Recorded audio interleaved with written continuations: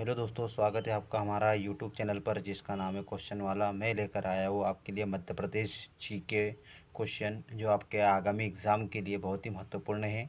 जैसा कि आप देख रहे हैं कि एमपी पुलिस का नोटिफिकेशन अभी बहुत जल्द ही आने वाला है और एग्ज़ाम भी उसका बहुत जल्दी ही होगा। तो दोस्तों अभी से ही हमें तैयारी में जुट जाना है और इस बार हमें वर्दी लेकर ही रहना है।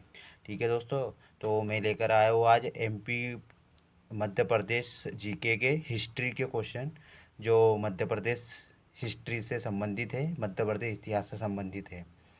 ठीक है दोस्तों, तो दोस्तों मेरे चैनल पर आए हो तो वीडियो को लाइक और चैनल को सब्सक्राइब जरूर कीजिएगा, जिससे मैं आने वाले एग्ज़ाम के लिए और भी प्रश्न मैं लेकर आता रहूँगा।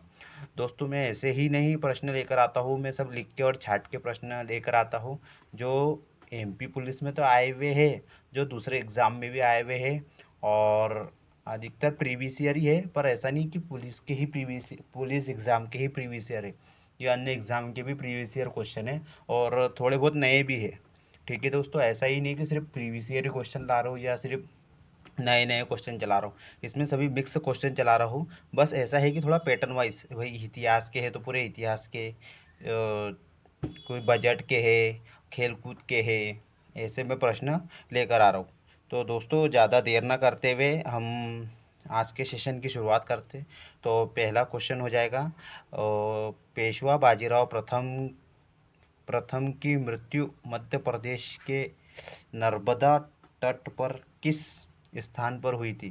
तो इसका आंसर हो जाएगा खरगोन में। ठीक है दोस्तों, एक क्वेश्चन एक बार फिर से पढ़ लेता हूँ। पेशवा बाजीराव प्रथम की मृत्यु मध्य प्रदेश के नर्मदा तट पर किस स्थान पर हुई थी? तो इसका आंसर हो जाएगा खरगोन में। ठीक है दोस्तों, अब नेक्स्ट क्वेश्चन देखते हैं। इंग्लैंड के राजा जेम्स प्रथम का दूत सर थॉमस रो किसके दरबार में बुरहानपुर पहुंचा था? तो इसका आंसर हो जाएगा शहजादा परवेज के दरबार में। ठीक है दोस्तों, अब नेक्स्ट क्वेश्चन देखते हैं हम। अमझेरा के युद्ध 1728 ई में मराठा सेना ने मुगल सेना को बुरी तरह पराजित कर दिया था। इस युद्ध में मराठा सेना का नेतृत्व किसने किया था? तो इसका आंसर हो जाएगा चिमाजी अप्पा ने। ठीक है दोस्तों, अब नेक्स्ट क्वेश्चन देखते हैं।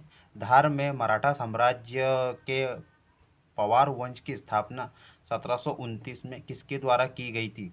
इसका आंसर आ जाएगा उदाजी राव पवार। ये सभी हिस्ट्री के क्वेश्चन हैं जो मध्य प्रदेश इतिहास के क्वेश्चन है दोस्तों, और जो आने एग्ज़ाम में आने की पूरी संभावना रखते हैं। ठीक है दोस्तों, अब नेक्स्ट क्वेश्चन देखते हैं। निम्नलिखित में से किसने शक्तिशाली पेशवा के रूप में मराठा साम्राज्य का विस्तार भारत में किया, जिन्हें लड़ाकू पेशवा भी कहा गया है? तो इसका आंसर हो जाएगा बाजीराव बल्लाल भट्ट। मैं फिर से पढ़ लेता हूँ ये क्वेश्चन 5 नंबर का। निम्नलिखित में से किसने शक्तिशाली पेशवा के रूप में, ये पेशवा है दोस्तों, सॉरी, निम्नलिखित में से किसने शक्तिशाली पेशवा के रूप में मराठा साम्राज्य का विस्तार भारत में किया, जिन्हें लड़ाकू पेशवा भी कहा गया है? इसका आंसर हो जाएगा बाजीराव बल्लाल भट्ट। नेक्स्ट क्वेश्चन देखते हैं। बाजीराव प्रथम की प्रसिद्ध उक्ति चलो हम इस पुराने वृक्ष के तने पर प्रहार करें और शाखाएं तो स्वयं ही गिर जाएगी का संदर्भ क्या था? तो इसका संदर्भ था मुगल साम्राज्य का पतन। नेक्स्ट क्वेश्चन देखते हैं। निम्नलिखित में से किसे पेशवा को बाजीराव बल्लाल के नाम से जाना जाता है? इसका आंसर हो जाएगा बाजीराव प्रथम। ठीक है दोस्तों, जो भी मुझे इम्पोर्टेंट क्वेश्चन इसमें लगे हैं दोस्तों, मैं ये लिख कर लेके आया हूँ। और जैसा कि ये अभी एमपी पुलिस की वैकेंसी आने वाले हैं तो इसके लिए बहुत ही महत्वपूर्ण है। तो इस वीडियो को पूरा देखिएगा दोस्तों, और वीडियो कभी पसंद आए हैं, क्वेश्चन कभी आपको अच्छे लगे हैं तो लाइक ज़रूर कीजिएगा। हम नेक्स्ट क्वेश्चन देखते हैं। स्थापत्य कला के साक्ष्यों के अनुसार छिंदवाड़ा अंचल में स्थित प्रसिद्ध देवगढ़ के किले का निर्माण किस प्रतापी गोंड राजा द्वारा संपन्न करवाया गया है? इसका आंसर आएगा राजा जाटबा द्वारा। नेक्स्ट क्वेश्चन देखते हैं। बुंदेला शासक जुझार सिंह के पुत्र ध्रुवंजन द्वारा मध्य प्रदेश के ऐतिहासिक स्थान पर सुंदर महल का निर्माण करवाया गया था। ते तेजगढ़ अंचल में करवाया गया था। ठीक है दोस्तों, आपको समझ में आ गया कहाँ करवाया गया था? तेजगढ़ अंचल में। नेक्स्ट क्वेश्चन देखते हैं। उत्तरकालीन गोंड राजा प्रतापी राजा संग्राम शाह का वास्तविक नाम ऐतिहासिक विलेखों में क्या दर्ज है? इसका आंसर हो जाएगा राजा अहमददास।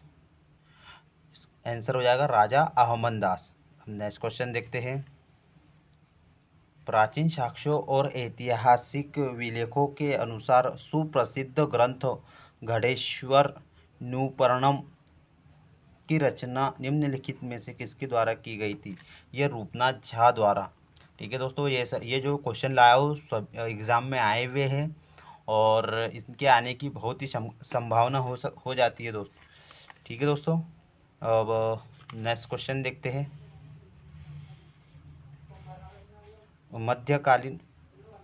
मध्यकालीन इतिहास के साक्ष्यों के अनुसार मध्य प्रदेश में प्रसिद्ध गोंडवाना राजवंश की स्थापना निम्नलिखित में से किस क्षत्रिय राजवंश के पतन के विधिक पश्चात संपन्न हुई?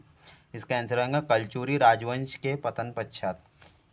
दोस्तों, आपको ये थोड़ी लैंग्वेज कठिन लग रही होगी या प्रश्न कठिन लग रहे होंगे, तो आपको एक बात बता दूं दोस्तों कि अब पहले जैसे सरल जो क्वेश्चन थे अब वैसे नहीं आते हैं। जैसा 10-12 साल पहले या 6-7 साल पहले देखा जाए तो अब वैसे क्वेश्चन नहीं आते।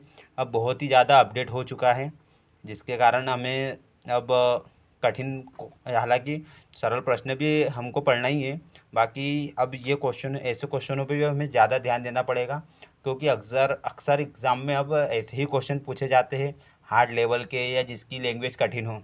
ठीक है दोस्तों, हम नेक्स्ट क्वेश्चन देखते हैं। गोंडवाना के राजा हृदय शाह द्वारा वर्ष 1667 में निर्मित करवाया गया प्रसिद्ध संस्कृत अभिलेख मध्य प्रदेश के किस ऐतिहासिक स्थान पर अवस्थित है? इसका आंसर हो जाएगा रामनगर। प्रश्नों को एक बार और पढ़ लेता हूँ। गोंडवाना के राजा हृदय शाह द्वारा वर्ष 1667 में निर्मित करवाया गया प्रसिद्ध संस्कृत अभिलेख मध्य प्रदेश के किस ऐतिहासिक स्थान पर अवस्थित है? इसका आंसर हो जाएगा रामनगर में। ओके दोस्तों, अब ये क्वेश्चन में से ही 1 से 2 क्वेश्चन बन जाते हैं, इसलिए मैं इन क्वेश्चनों को लिख के लाया हूँ और आपके सामने बता रहा हूँ दोस्तों। जैसा कि संस्कृत अभिलेख किस राजा द्वारा बनवाया गया है? तो जैसा गोंडवाना के राजा हृदय शाह द्वारा बनवाया गया है। कब बनवाया गया है? 1667 में। तो आपको ये सन भी याद रखना पड़ेगा और ये कहाँ बनवाया गया है? रामनगर में। और रामनगर में गोंडवाना के राजा हृदय शाह द्वारा क्या बनवाया गया है? तो संस्कृत अभिलेख बनवाया गया है। तो ऐसे 3 से 4 क्वेश्चन आपको एक ही क्वेश्चन के याद रखना पड़ेंगे, क्योंकि अब एग्ज़ाम में कहीं से भी कुछ भी पूछा जा सकता है दोस्तों। ठीक है दोस्तों, अब नेक्स्ट क्वेश्चन देखते हैं। गोंड राजवंश की विधिक राजनीति का सर्वप्रथम प्रामाणिक उल्लेख करने वाले प्रसिद्ध रामनगर संस्कृत अभिलेख इस वंश के कुल कितने शासकों का नाम प्रखलित है? तो इसका आंसर आएगा 54 शासकों का उल्लेख है। ठीक है दोस्तों, मैं एक बार और ये क्वेश्चन पढ़ लेता हूँ। गोंड राजवंश की विधिक राजनीति का सर्वप्रथम प्रामाणिक उल्लेख करने वाले प्रसिद्ध रामनगर संस्कृत अभिलेख इस वंश के कुल कितने शासकों का नाम प्रचलित है? इसका आंसर आएगा 54 शासकों का उल्लेख है। अब नेक्स्ट क्वेश्चन देखते हैं दोस्तों। प्रसिद्ध मुगल इतिहासकार अबू फजल, यह फजल है दोस्तों, अबुल फजल ने अपने किस विख्यात विधिक ग्रंथ के अंतर्गत गोंडवाना को एक अत्यंत समृद्धशाली रियासत के रूप में प्रखलित किया है? इसका आंसर हो जाएगा आईन अकबरी ग्रंथ में। अब नेक्स्ट क्वेश्चन देखते हैं दोस्तों। अबू अबू फजल के ऐतिहासिक विलेखों के अनुसार गोंडवाना साम्राज्य की आर्थिक समृद्धि का मुख्य विधिक साक्ष्य क्या था, जिसकी चर्चा उन्होंने उन्होंने अपने ग्रंथ में की थी? इसका आंसर हो जाएगा यहाँ की प्रजा द्वारा लगान अदाकाई स्वर्ण मुद्राओं से करना। ये स्वर्ण लिखा हुआ है दोस्तों, सॉरी ये गलती हो गई मेरे से, ये स्वर्ण मुद्राओं से करना। एक बार और क्वेश्चन पढ़ लेता हूँ। अबू फजल के ऐतिहासिक विलेखों के अनुसार गोंडवाना साम्राज्य की आर्थिक समृद्धि का मुख्य विधिक साक्ष्य क्या था, जिसकी चर्चा उन्होंने अपने ग्रंथ में की थी? इसका आंसर हो जाएगा यहाँ की प्रजा द्वारा लगान अदायगी स्वर्ण मुद्राओं से करना।